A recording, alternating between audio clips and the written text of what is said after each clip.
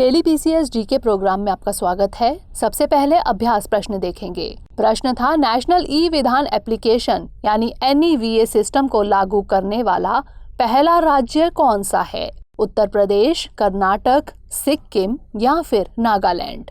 इसका सही जवाब है ऑप्शन डी, नागालैंड। बीते दिनों उत्तर प्रदेश राज्य विधानसभा द्वारा पेपरलेस कार्यवाही के लिए नया ई विधान सिस्टम अपनाया गया। जान लेते हैं नेशनल ई विधान एप्लीकेशन यानी NEVA के बारे में। यह सभी भारतीय राज्यों और संसद के विधायी निकायों को एक मंच के माध्यम से डिजिटाइज करने के लिए एक सिस्टम है। इसे नागरिकों और विधानसभा सदस्यों दोनों के उपयोग के लिए विकसित किया गया है। यह विधायी निकायों से संबंधित सभी कार्य और डेटा ऑनलाइन उपलब्ध कराएगा। इस पर सदन की कार्यवाही, तारांकित या अतारांकित प्रश्न और उत्तर, समितियों की रिपोर्ट्स आदि उपलब्ध होंगे। इसके तहत एक वेबसाइट और एक मोबाइल ऐप शामिल है। इसे लागू करने वाला नागालैंड पहला राज्य है, इसलिए विकल्प डी सही उत्तर है।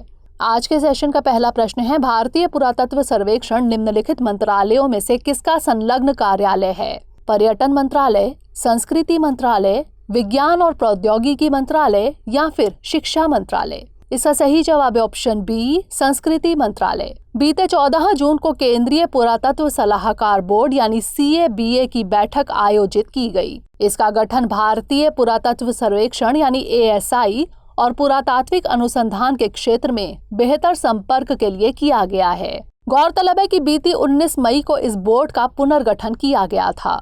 केंद्रीय संस्कृति मंत्री इस बोर्ड के अध्यक्ष होते हैं। बात करते हैं ASI यानी भारतीय पुरातत्व सर्वेक्षण के बारे में। बता दें कि ASI पुरातात्विक शोध और राष्ट्र की सांस्कृतिक विरासत के संरक्षण से संबंधित एक प्रमुख संगठन है। यह संस्कृति मंत्रालय के अधीन कार्य करता है, इसलिए विकल्प बी सही उत्तर है। अगला प्रश्न है, बिम्स्टेक की स्थापना किस वर्ष हुई थी? 1995, 1996, 1997 या फिर 1998। इसका सही जवाब है ऑप्शन सी, 1997। बीते 6 जून को बैंकॉक घोषणा पत्र के 25 साल पूरे हुए। इस घोषणा के जरिए बिम्स्टेक की स्थापना हुई थी। बिम्स्टेक का पूरा नाम Bay of Bengal initiative for multi sectoral technical and economic cooperation है। यह एक क्षेत्रीय संगठन है जिसकी स्थापना वर्ष 1997 में की गई थी, इसलिए विकल्प सी सही उत्तर है। इसका सचिवालय ढाका, बांग्लादेश में है और इसके 7 सदस्यों में से 5 दक्षिण एशिया से हैं। इनमें बांग्लादेश, भूटान, भारत, नेपाल और श्रीलंका शामिल है तथा 2 म्यांमार व थाईलैंड दक्षिण पूर्व एशिया से हैं।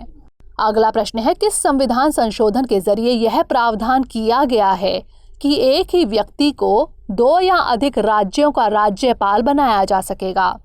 7वां संविधान संशोधन, 8वां संविधान संशोधन, 9वां संविधान संशोधन या फिर 10वां संविधान संशोधन।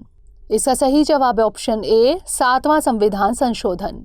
बीते दिनों पश्चिम बंगाल में राज्यपाल को विश्वविद्यालयों के कुलाधिपति के पद से हटाकर मुख्यमंत्री को नियुक्त करने संबंधी बिल पारित किया गया। बात करें राज्यपाल की तो भारतीय संविधान के अनुच्छेद 153 के अनुसार प्रत्येक राज्य के लिए एक राज्यपाल होगा। हालांकि 7वें संविधान संशोधन 1956 के जरिए यह प्रावधान किया गया है कि एक ही व्यक्ति को 2 या अधिक राज्यों का राज्यपाल बनाया जा सकेगा। अनुच्छेद 154 के मुताबिक राज्य की कार्यपालिका शक्ति राज्यपाल में निहित होती है। राज्य सरकार के सभी कार्य औपचारिक तौर पर राज्यपाल के नाम पर होते हैं।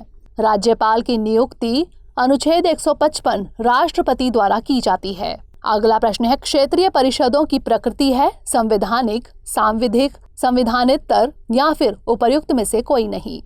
इसका सही जवाब है ऑप्शन बी, सांविधिक। बीते दिनों पश्चिमी क्षेत्रीय परिषद की बैठक आयोजित हुई।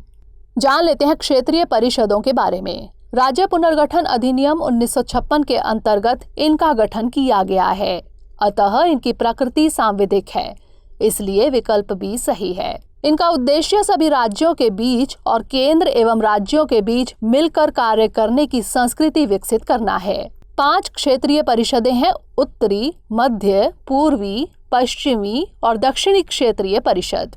ये परिषदें आर्थिक और सामाजिक, भाषाई अल्पसंख्यकों, अंतर्राज्यीय परिवहन जैसे साझा हित के मुद्दों के बारे में केंद्र और राज्य सरकारों को सलाह दे सकती है। केंद्रीय गृह मंत्री इन सभी परिषदों का अध्यक्ष होता है। अगला प्रश्न है, हाल ही में संत तुकाराम महाराज मंदिर का उद्घाटन कहाँ किया गया?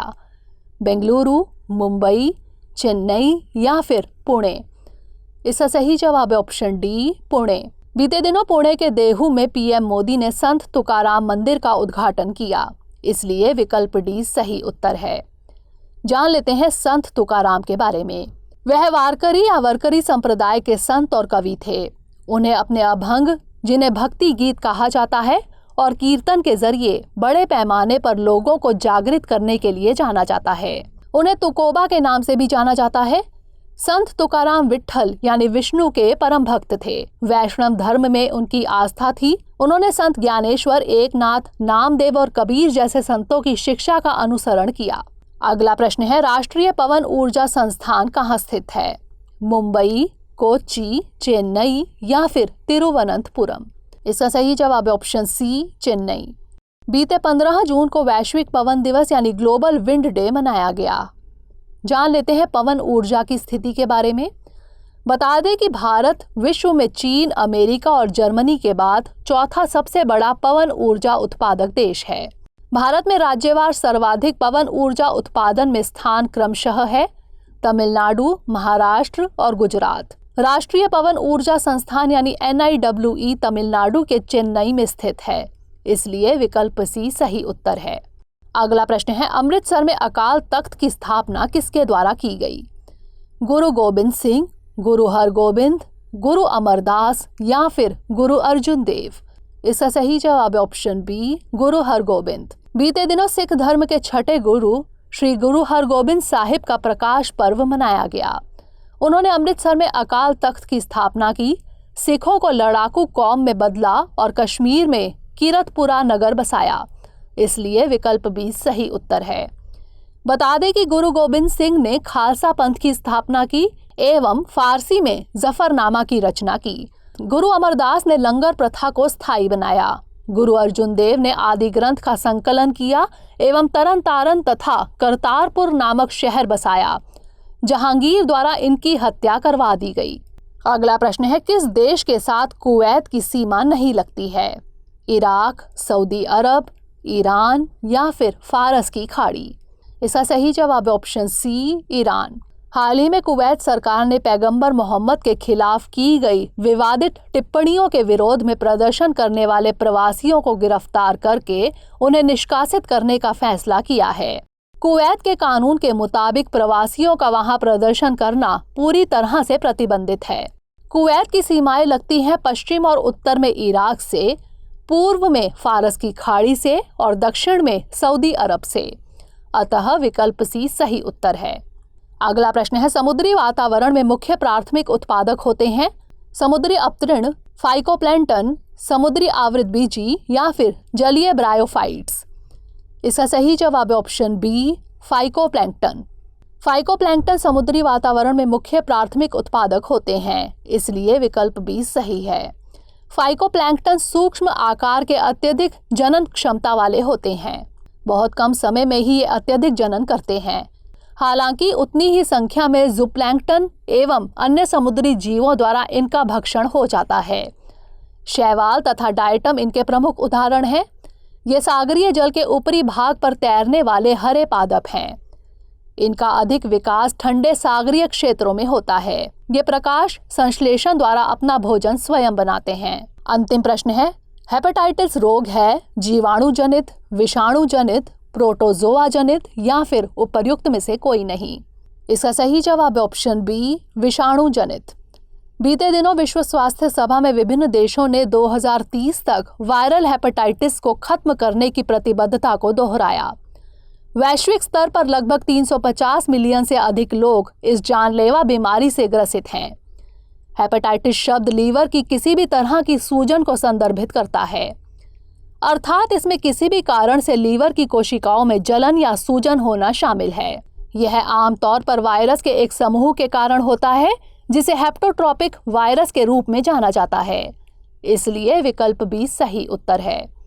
इस वायरस के विभिन्न प्रकार A, B, C, D और E है। बता दें कि अन्य वायरस भी इसका कारण बन सकते हैं। आइए अब नोट कर लेते हैं आज का अभ्यास प्रश्न। अग्निपथ योजना में आवेदकों की आयु सीमा क्या है? 17 से 21 वर्ष, 18 से 23 वर्ष, 20 से 25 वर्ष या फिर उपर्युक्त में से कोई नहीं। इसका उत्तर हमें कमेंट सेक्शन में ज़रूर भेजिएगा। अगले सेशन में नए प्रश्नों के साथ मिलेंगे। तब तक के लिए धन्यवाद।